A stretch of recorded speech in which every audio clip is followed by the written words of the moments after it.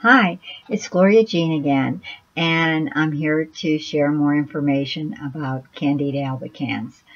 Have you ever been in a situation where your throat was dripping so bad that you actually lost your voice? That you became hoarse and you didn't even know why? You didn't know what was causing it? Well, let me share something that happened to me. And I think, as I told you in one of my other stories, that I have taken a lot of antibiotics in my life, not by choice, and I didn't realize at the time what it was actually doing to me.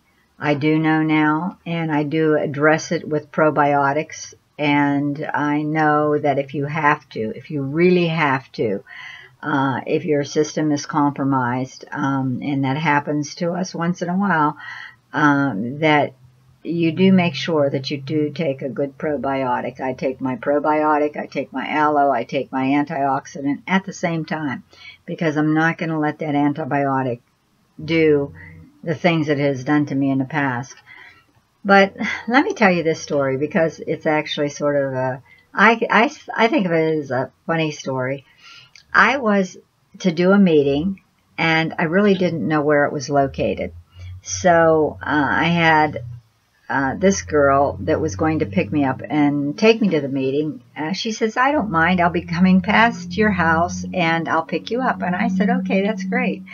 So I'm ready to go to the meeting. I get in her car, and the car smelled of the perfume, and so did she. And she's a beautiful girl, and I felt so bad. I mean, do you know how hard it is to have to say to somebody that you don't smell good to me? You know, it wasn't that she didn't smell good to me. It's just that my nose and my body could not deal with it. So anyways, about halfway there, I said to her, "You know what? I'm losing my voice. Can you tell?" And she said, "Yeah." She said, "What's wrong?" And I said, "You know, I hate to say this, but your perfume, it's not you. It's just that I'm losing my voice because apparently it's causing an allergic reaction to me. And I'm not going to be able to talk by the time we get to the meeting."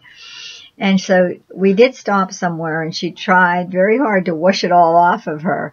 But by that time, it was already in my system and probably going through my bloodstream. Who knows how it works in your system? But I know, I have to tell you, by the time we got to the meeting, I had no voice, none whatsoever. You'd have thought I had a cold, that it had gone so fast. It was hysterical.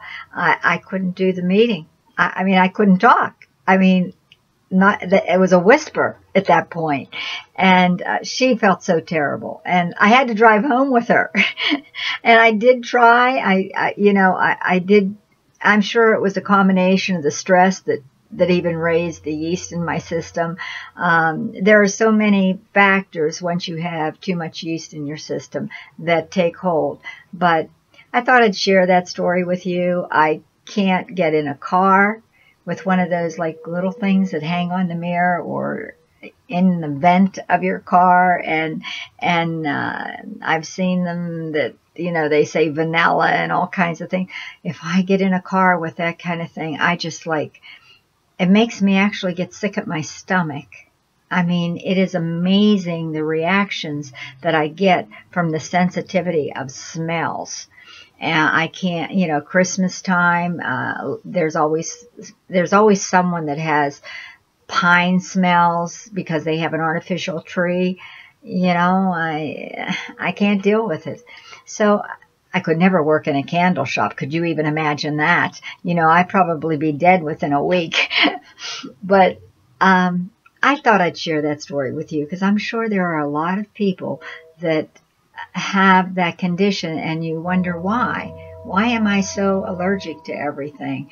And it's just one of those things. That yeast bacteria is so when it takes hold of your system, it can make I mean, I'm sure it's at the base of people that are asthmatic that can't deal with all the pollens in the air.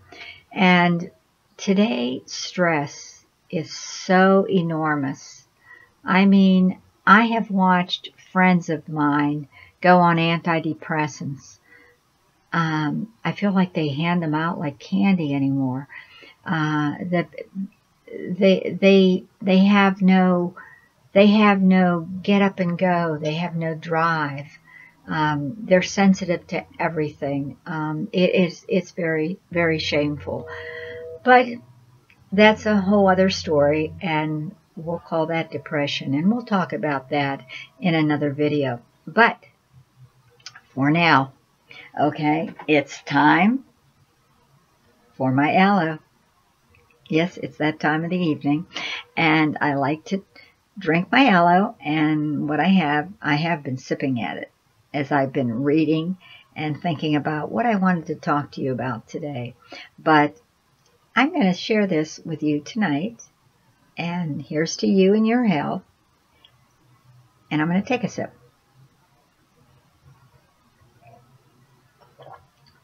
I love this stuff. And actually, my grandchildren love it too. They used to grab my bottle of aloe before I got a chance to drink it, and drink it down before I got a chance. To them, they thought it was pop. And one good thing about aloe is there's no lethal dose of it. As I mentioned to you before, it actually can, the only way you could die of aloe is to drown in a vat of aloe, because the way they make aloe today, that you can drink it as much as you want. The aloin that was in aloe, or that is in aloe, they've removed. Okay, they've removed that, and that's the one that they used to use to help people go to the bathroom if they were constipated or whatever. So this here does not have aloin in it. And so as a result, you can drink as much as you want.